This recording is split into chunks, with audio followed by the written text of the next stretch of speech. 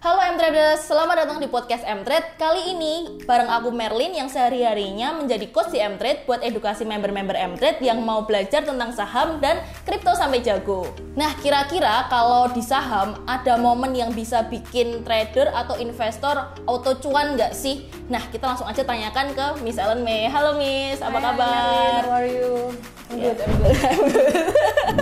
Mau dapat bimbingan intensif belajar saham dan referensi? Bisa tanya jawab secara intensif? Yuk, daftar M-Trade sekarang di mtrade.id/WhatsApp atau klik di bawah sini ya.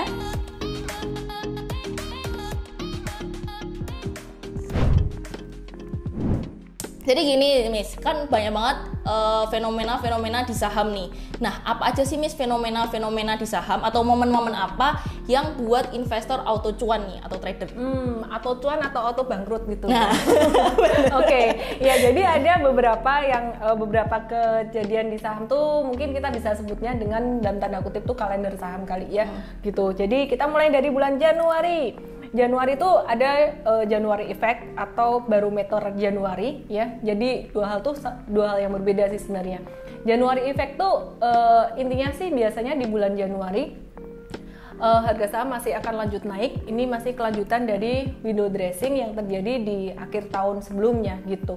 Nah, kalau barometer Januari biasanya dipakai investor tuh buat apa ya? Nandain lah kira-kira. Biasanya kalau harga saham naik di Januari, katanya sih sepanjang tahun nanti juga bakalan bullish gitu. Nah, terus kalau misalkan di awal tahun turun, nanti katanya sih sepanjang tahun juga bakalan turun. Nah, mau percaya mau enggak sih, kadang-kadang cocok, kadang-kadang enggak juga gitu. Nah, buktinya di tahun 2021 di awal tahun itu pasar saham naik kenceng ya, naik drastis gitu. Tapi kemudian di akhir tahun ya tetap ditutup lebih tinggi dari awal tahun, tapi sepanjang tahun di tengah-tengah tahunnya itu sideways banget gitu. Nah, terus kemudian di tahun 2020 kalau kita perhatikan awal tahunnya agak-agak slow down dikit sebelum pandemi. Kemudian ya sepanjang tahun 2020 tuh sangat volatile sekali, turun dalam, tapi akhir tahunnya ditutup rally malahan. Jadi memang barometer Januari sih kalau menurut saya sih nggak terlalu bisa dijadikan patokan yang signifikan gitu. Nah, kemudian kita juga akrab dengan sebutan sell on May and go away for holiday. Ya kan? Jadi artinya apa sih? Artinya sebenarnya bukan berarti bahwa setiap bulan Mei itu pasar saham akan ditutup negatif. Belum tentu.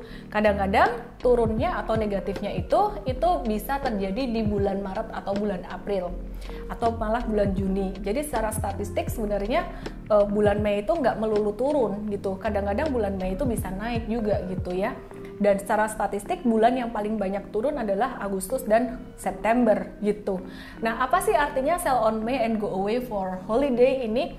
Nah, sebenarnya istilah ini tuh mulai muncul dari pasar saham Amerika, capital market Amerika, di mana banyak fund manager atau aset management mereka tuh mengalihkan asetnya dari investasi saham atau ekuitas ke obligasi ya. Jadi seasonnya kayak gitu dari periode Mei sampai dengan periode September.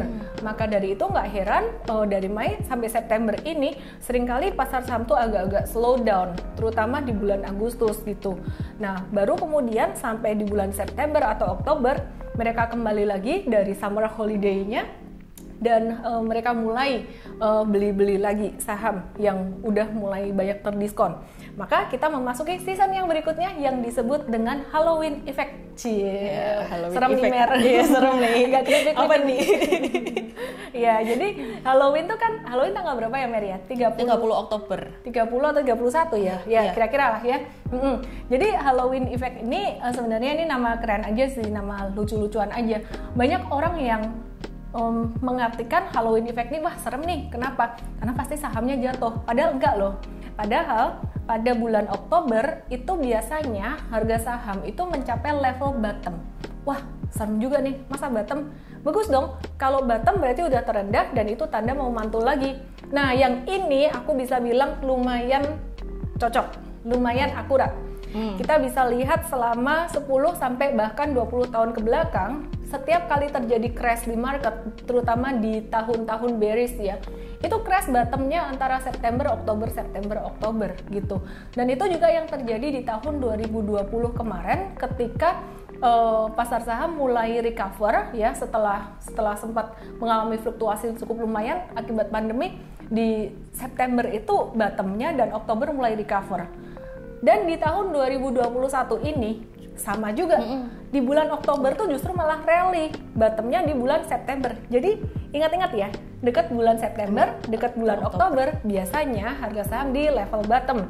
Cuman teman-teman harus sesuaikan dengan siklus yang lebih gede lagi gitu loh. Jadi ada siklus besar, siklus menengah, siklus kecil. Nah kalau bisa dibilang untuk Halloween effect ini merupakan siklus menengah, siklus beberapa bulan gitu. Nah kemudian setelah Halloween effect, kita akan masuk ke window dressing di akhir tahun dan juga Santa Claus rally. Yang menarik, setiap bulan Desember pasar saham tuh selalu ditutup hijau. Artinya hijau adalah di akhir bulan Desember dibandingin tanggal satunya di awal Desember itu selalu naik lebih tinggi gitu. Nah kalau teman-teman perhatikan secara statistik ini juga akurat. Jadi kalau kita perhatikan dalam 10-15 tahun ke belakang, IHSG itu selalu di Desember itu selalu ditutup hijau, meskipun ada yang hijaunya cuma hijau tipis-tipis doang gitu. Jadi mungkin kayak statistik yang teman-teman bisa lihat di Mtrade ya, kita sering juga share tentang statistik kayak gini gitu. Nah jadi apa yang harus kita lakukan dong dengan semuanya ini? Kita mesti menyesuaikan diri dengan situasi dan pastinya juga tetap dikonfirmasi dengan analisis teknikal juga. Jadi kalau bulan September Oktober banyak saham yang bullish reversal, oke lah kita buy. Kemudian kita udah mulai harus waspada di bulan Januari untuk siap-siap kalau udah naik tinggi profit taking. Kemudian di bulan Mei sampai September kita mungkin perlu agak-agak bersabar dulu. Tapi sekali lagi teman-teman, ini bukan aturan mati. Kita harus tetap melihat, betul, harus fleksibel, melihat secara teknikalnya gimana, dan kita melihat juga kondisi makro di negara kita gimana, secara fundamental gimana, gitu Merah. Iya. Nah, itu tadi kalender-kalender saham yang teman-teman perlu perhatikan di saat di pasar saham maksud saya ya. Nah, saham-saham apa aja sih yang menarik? Teman-teman bisa langsung aja ke aplikasi Mtrade. Kita di Mtrade udah memberikan analisis saham-saham yang cocok buat window dressing ya Miss ya. Udah banyak juga saham-saham yang udah kita ulas juga di sana.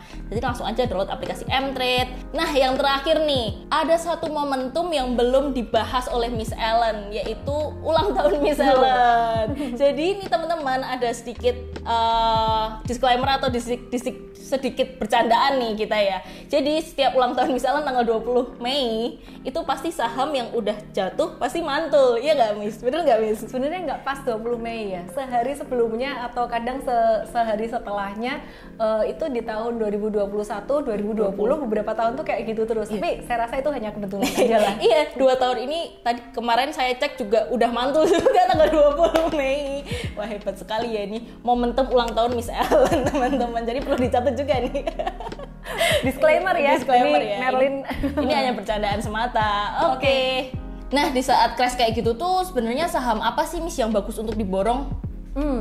Jadi kalau misalkan ya market lagi crash atau turun tajam seperti contohnya di bulan Maret 2020 ketika pandemi, terus kemudian September 2020 tuh turunnya juga lumayan signifikan. Sebenarnya satu sektor ini tuh recovery-nya paling cepat, paling diburu oleh investor besar, yaitu sektor perbankan. Perbankan yang big caps, yang old economy ya. Jadi 4 perbankan besar kayak BCA, BRI, Bank Mandiri, BBNI, 4 perbankan ini kalau teman-teman beli buat investasi jangka panjang ketika lagi crash besar itu nggak salah dan biasanya akan recovery duluan. Ada alasannya nih. Kenapa? Karena ya perbankan besar ini terutama BCA, ini disclaimer juga saya nggak di ini ya promosi sama BCA. Ya, ini mereka punya fundamental bagus, mereka punya profitability juga sustainable, kapitalisasinya besar dan juga rajin bagi dividen. Nah itu yang disukai oleh big investor sebenarnya.